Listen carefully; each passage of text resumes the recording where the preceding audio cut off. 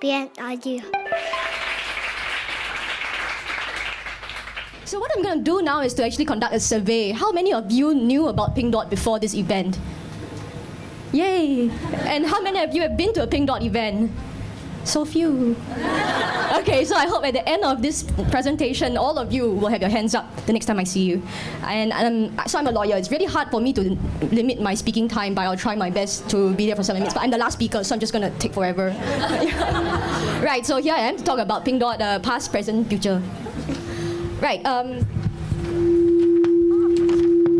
I'm going to bring you back in time now of how it all began. It actually began in the year 2000.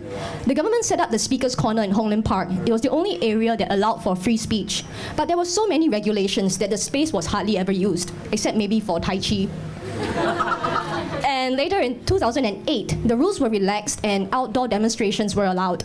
The Ministry of Home Affairs even said that we could have a gay pride event. So we're like, yeah, bring it on. We are going to have a gay pride event. And so that's how we decided to make use of the space.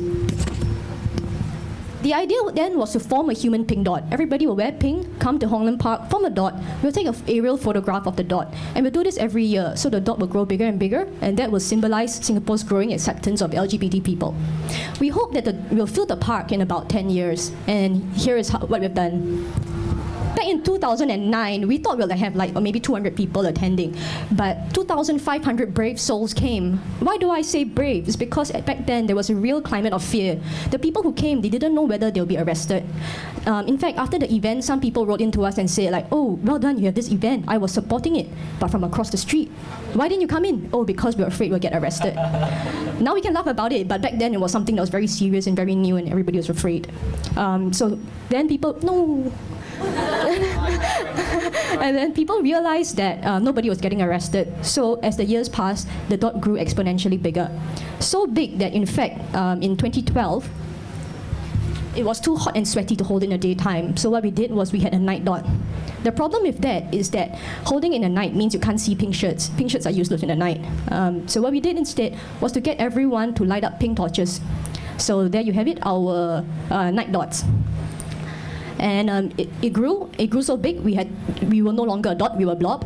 And then we opened up the second field, and then we became a whale, and then we became a whale with a heart, and then a whale with a love word in it. So last year, we had a total of 28,000 people join us.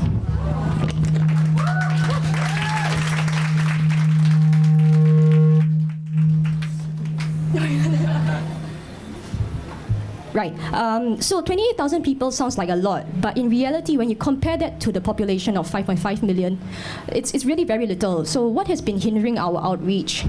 Well, the main one will be Section 377A of the Penal Code. If you're not familiar with this law, it's the law that criminalizes acts of intimacy between men. There were 2 challenges that went all the way up to the Court of Appeal, but they were dismissed in 2014. They were dismissed, and the court held that the Constitution does not prohibit discrimination against sexual orientation or gender identity. So 377A is not unconstitutional. It was a very sad time for us. Well, 377A is the main law, and because of that, there are several knock-on effects. And these are the other laws which impact Pink Dot's outreach. Yes, so the main one is media censorship. Singapore's laws prohibit mainstream media from glamorizing or promoting the homosexual lifestyle. What is the homosexual lifestyle? I have no idea. So you either have no coverage, which means LGBT people or scenes are cut out, or negative coverage. For example, Channel 8 dramas, where gay men are perceived wearing feather boas and strutting around in heels. Or suddenly they meet the right girl and they become straight halfway through the drama. That's what you get. So perceptions are really very skewed, and this makes it very hard for Pink Dot to spread its message via mainstream media. So what we have to do is to rely on new media or social media. And the next challenge that Pink Dot faces is the refusal for registration as a society. LGBT NGOs cannot be registered as a society. Why? Because such registration would be contrary to national interest. One such group with people like us was denied registration as a society for 3 times. And without society status, LGBT NGOs find it very hard to do fundraising or to get IPC status. Yep, so those are the challenges that Pink Dot faces, but these are the challenges that the LGBT community as a whole face. We Pink Dot, together with Uga Chaga, a LGBT counseling service, tabled these 5 points and presented them at the UN Periodic Review of Human Rights for Singapore. 1 and 2 I've already mentioned. 3 is lack of support and education for youth in LGBT-related issues, healthcare and social services for LGBT persons, and workplace discrimination towards LGBT persons. So with all these challenges, how do we spread our message? And we do this mainly by collaborating with various stakeholders, the first of which is our ambassadors. Our ambassadors are people with very wide reach, and they help us spread our message in their spheres of influence. This year, our ambassadors are Sugar Shay, the hip-hop artist and rapper, Liu Ling, a veteran girl Thai performer, Anita Kapoor, TV presenter, and we also collaborate with our sponsors. Sponsors are very important because they pay for the event. And they also help to spread diversity and inclusiveness in the workplace. These are our 18 sponsors and their highest number ever for a Pink Dot.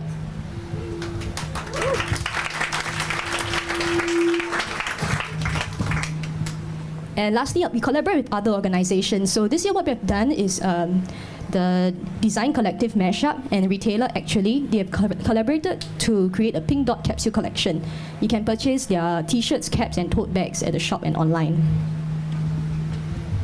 Right, so here's what you can expect for Pink Dot 2016 season. We just concluded our media launch in April, and we've uploaded our campaign videos. Then on the event day itself, which is 4th June, we hope all of you will be there. If you're there, complete the post-event survey after that.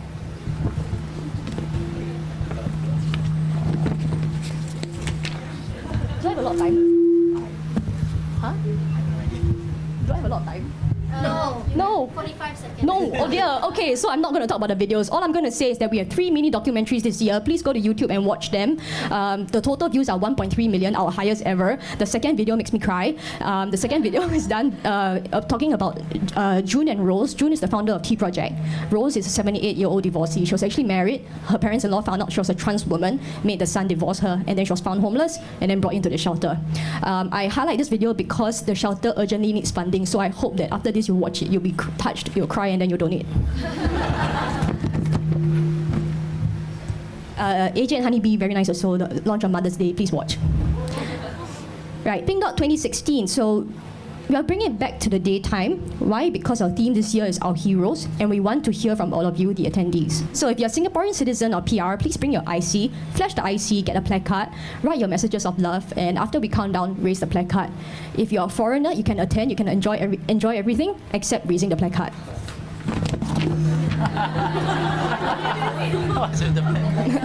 Paiseh.